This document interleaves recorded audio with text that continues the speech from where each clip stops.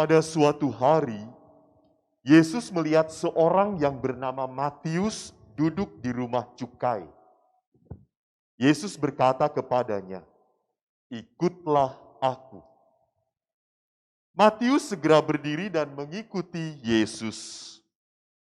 Kemudian, ketika Yesus makan di rumah Matius, datanglah banyak pemungut cukai dan orang berdosa makan bersama-sama dengan dia dan murid-muridnya. Melihat itu, orang-orang Farisi berkata kepada murid Yesus, "Mengapa gurumu makan bersama-sama dengan pemungut cukai dan orang berdosa?" Yesus mendengarnya dan berkata, "Bukan orang sehat yang memerlukan tabib, melainkan orang yang sakit. Maka pelajarilah arti sabda ini. Aku menginginkan belas kasihan, bukan persembahan. Aku datang bukannya untuk memanggil orang benar, melainkan orang berdosa." Demikianlah sabda Tuhan. Terpujilah Kristus.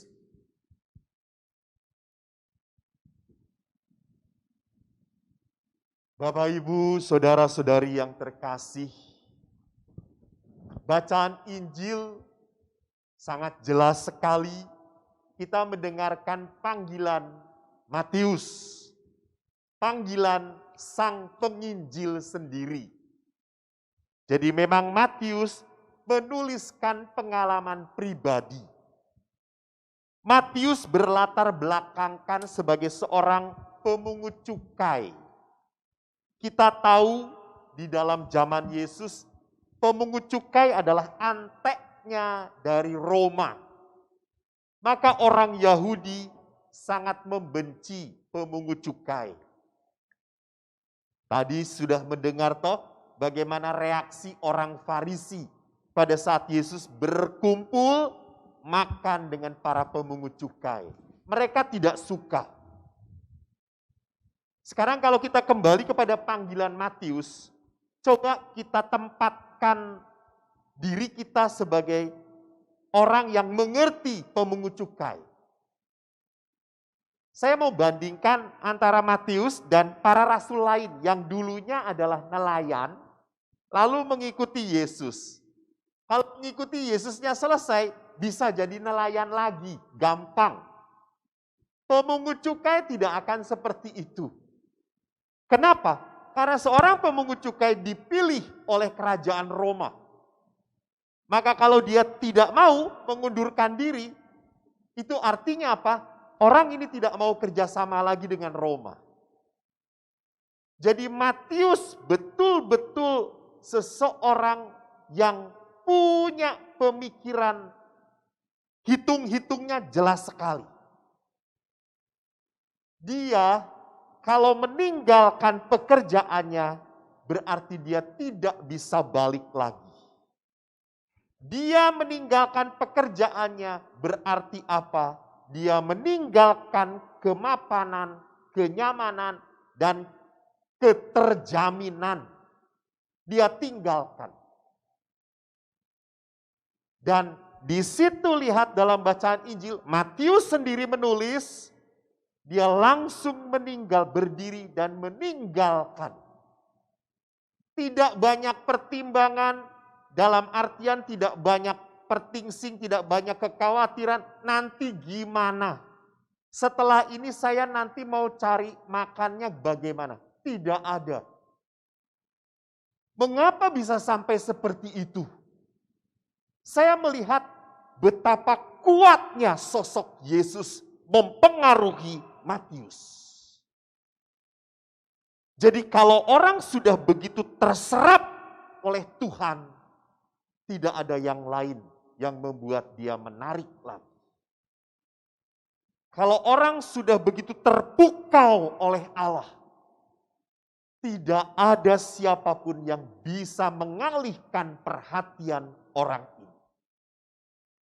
Maka Yesus betul barang siapa mau mengikuti, ya harus meninggalkan segala-galanya.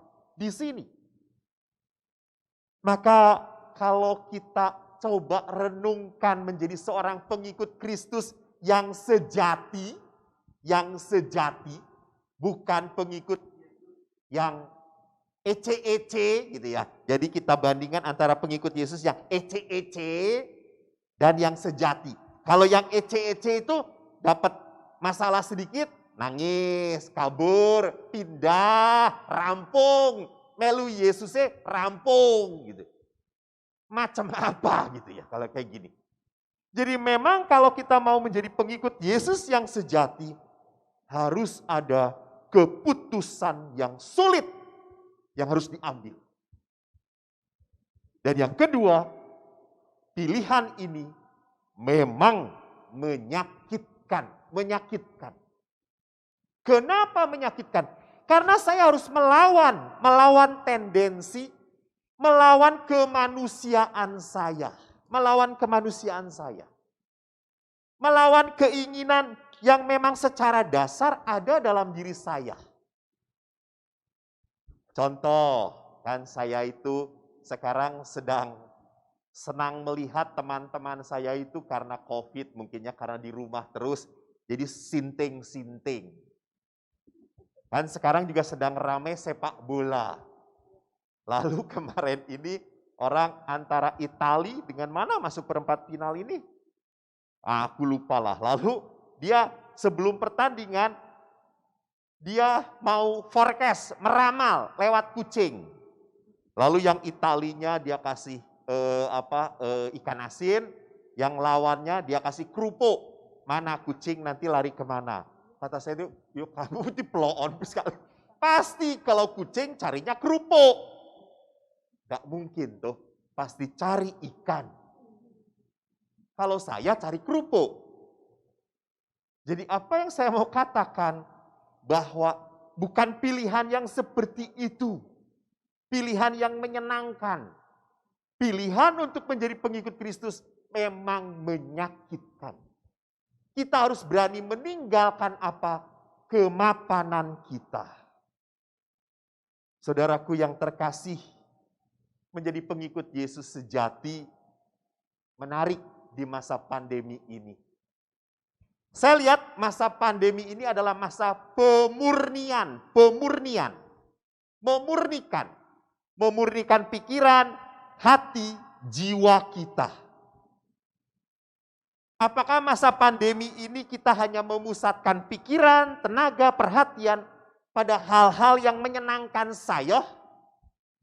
Atau kita berani beralih menjadi pribadi yang memusatkan pikiran, tenaga, dan perhatian pada hal-hal yang lebih mulia, lebih membawa berkat bagi orang lain, dan lebih berkenan kepada Allah. Maka Bapak Paus menarik berkata waktu menulis surat kepada di hari lansia yang pertama. Bapak Paus mengatakan, setelah pandemi orang tidak akan menjadi pribadi yang sama. Nah, orang akan lebih beriman, lebih spiritual, atau lebih hancur hidupnya. Karena apa? Pandemi ini benar-benar memurnikan. Contoh kasusnya saja kita lihat toh. Di dalam masa pandemi ini orang bisa sangat, egois sekali. Tidak mau ngalah. Sama toh, kalau orang ingin tahu aslinya seperti apa, buat dia lapar. Kalau kelaparan banget bisa emosional. Bisa toleransinya sedikit banget gitu. Dia bisa, yang biasanya lembut, kata-katanya lembut, bisa ngegas banget. Karena apa? Lapar. Saya ingat ayah saya tuh kayak gitu. Kalau ada anaknya yang marah-marah, keipangan sih. Engkau bener. Gitu ya. Jadi setelah dikasih makan baru bener. Sama saudara-saudaraku, saat-saat ini kan kita sudah mendengar bahwa tabung oksigen habis. Banyak di stok oleh orang. Saya langsung merenung. Kalau dalam keluarga itu ada yang punya penyakit jantung, asma, sesak nafas, menyimpan tabung, ya wajar. Tapi yang aneh, yang cuma flu dan pusing, ikut nyimpen tabung oksigen. Apa enggak gedeng ini namanya gitu ya. Ini kan artinya apa? Ini artinya orang sudah berlebihan hanya untuk memikirkan dirinya sendiri. Ya Anda bisa berkata, ya namanya juga berjaga-jaga Romo. Halo coy, berjaga-jaga itu bukan beli tabung. Berjaga-jaga itu pakai masker. Jangan keluar. Banyak cuci tangan. Hindari kerumunan. Jangan makan di luar. Itu berjaga-jaga. Bukan beli tabung oksigen. Itu namanya apa? Anda sudah siap kena COVID. Jadi itu kita harus ubah konsep kita. Kita harus ubah pola pikir kita. Jangan sampai orang yang sungguh membutuhkan malah tidak mendapatkan maaf. Karena apa? Karena kekikiran kita. Karena keegoisan kita. Saudaraku, jangan sampai pandemi ini membuat kita menjadi pribadi yang picik, sempit.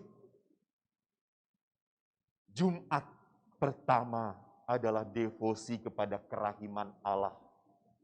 Allah adalah Bapa yang tidak pernah pelit memberkati kita. Maka biarkanlah kemurahan hati Allah itu pun terpancar dalam sikap hidup kita. Mari kita menjadi pribadi-pribadi yang lebih mau mencari segala pikiran hati kita serahkan pada yang lebih mulia, lebih berkenan kepada Allah.